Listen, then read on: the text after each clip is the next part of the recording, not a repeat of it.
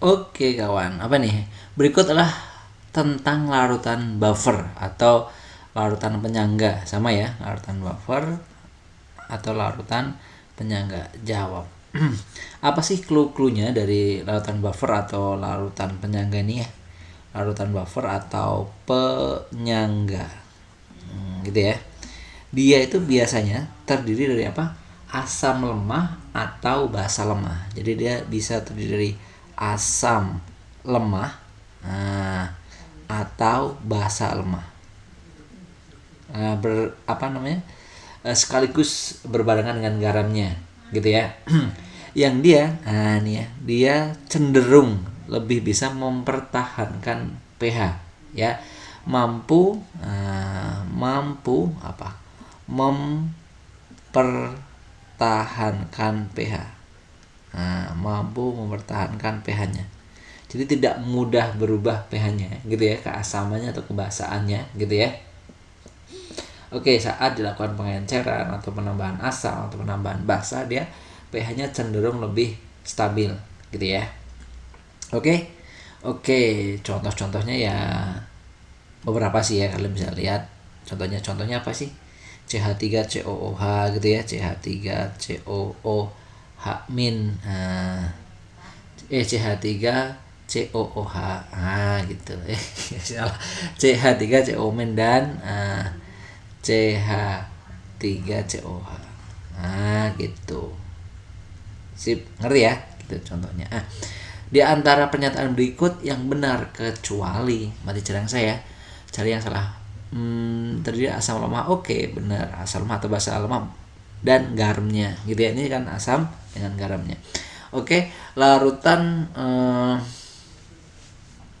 apalagi? Larutan penyangga mampu mempertahankan pH. Oke, tapi dengan batasan tertentu, ya. Dengan batasan tertentu. Artinya tidak selalu mempertahankan pH. Kalau nanti penambahan asamnya atau basanya terlalu banyak, ya dia jebol juga pH-nya, gitu ya. Larutan penyangga hanya sangat sedikit berubah pH-nya. Oh iya, betul. Jadi itu yang disebut buffer atau penyangga itu, gitu. Dia mampu mempertahankan pH-nya atau seandainya rubah pun rubahnya sangat sedikit. Ya, jadi pernyataan C sama D itu nggak jauh beda. Lalu penyangga hanya pH-nya selalu berapa tuh? 7. Salah. Ini salah. Berarti jawabannya. Kecualinya berarti yang ini. Paham ya? Oke. Jadi itu dia, bisa asam lemah, basa lemah plus berbarengan dengan garamnya mampu mempertahankan pH-nya atau pH-nya berubahnya sangat sedikit, gitu ya. Ini contohnya. Oke? Sip, ngerti ya? See you, bye-bye. Maju terus.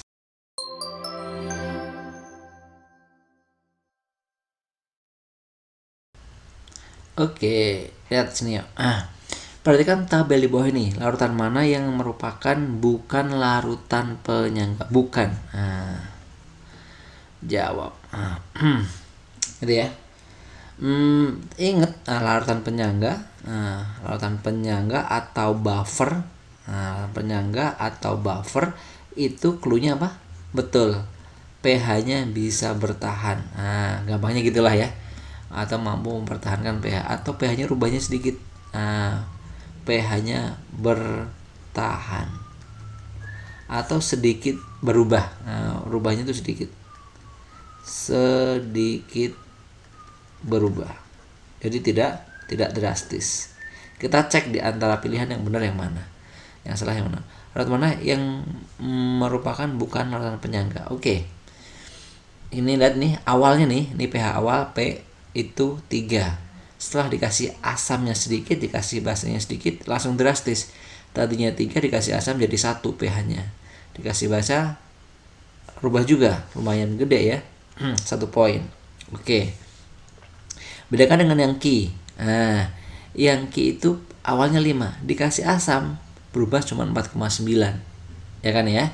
Dikasih basa berubah cuma 5,1. Ini yang disebut sebagai penyangga. Ini disebut penyangga atau buffer. Oke ya, ini penyangga atau buffer ya. Oke, bukan baper ya. Gitu ya. Terus mana lagi?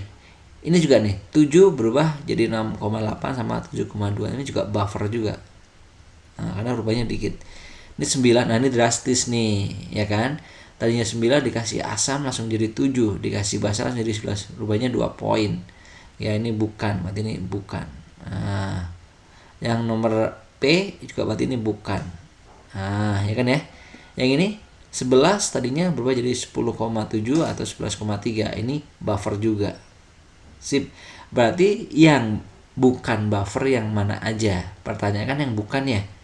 Yang bukan itu berarti yang P sama dengan yang S. Berarti P dan S itu bukan buffer. Gitu. Ngerti ya konsepnya ya? Cakep. Ya jadi kalau buffer dia rubah pH-nya hanya sedikit. Kalau bukan buffer dia drastis nih. Oke. See you. Bye-bye. Maju terus. Dadah.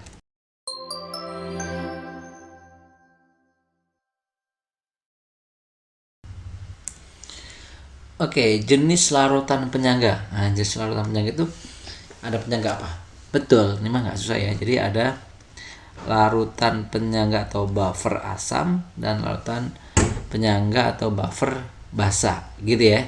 Jadi ada dua nih, larutan penyangga. Penyangga itu bisa yang asam, jadi larutan penyangga asam, bisa larutan penyangga basa. Gitu. Kalau asam itu didapat dari mana? Dari asam lemah. Asam lemah, asam lemah plus basa konjugasinya biasanya. Basa konjugasinya, atau sama garamnya. Gitu. Oke ya. Begitu juga dengan basa. Ini didapat dari basa lemah. Basa lemah plus asam konjugasinya berarti asam konjugasi ataupun garamnya. Oke, seperti itu ya. Nah, kalau begitu jadi ada dua jenis nih, larutan penyangga asam dan larutan penyangga basa. Ada nggak di sini? Larutan penjaga asam dan oke, ini dia. Sip, cakep, so easy, insyaallah. Oke ya, itu tentang larutan penyangga. Oke, maju terus, pantang mundur. Dadah.